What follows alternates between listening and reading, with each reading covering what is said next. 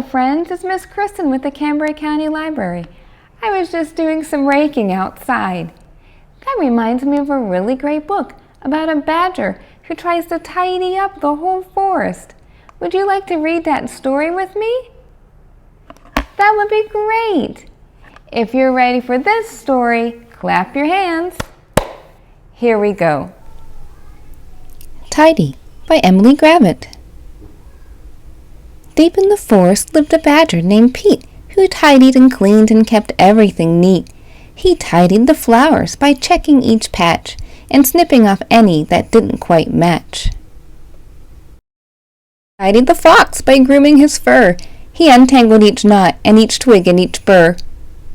He tidied the birds from the big to the small by brushing their beaks and then bathing them all. Picked up stray sticks, he swept and he rubbed. He polished the rocks, and he scoured and he scrubbed. So when a leaf fell, well,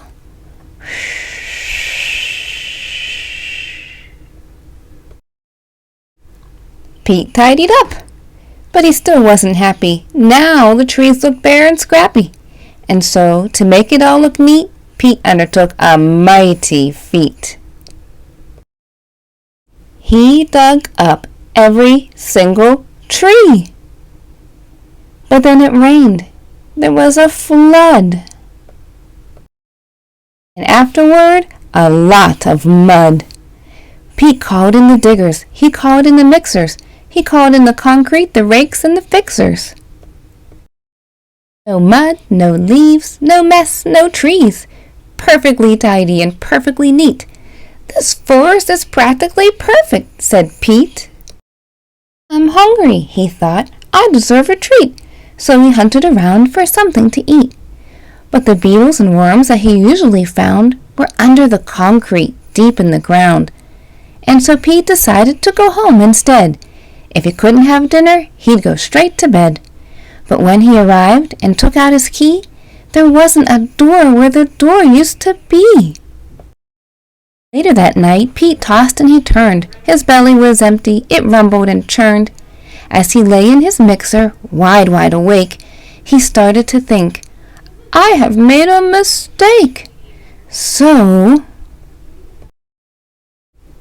the very next morning, when it got light, he set out about trying to put everything right. Then the animals came, from the strong to the weak, and they lent him a paw, or a claw, or a beak. They put everything back as it always had been, but maybe less ordered and not quite as clean.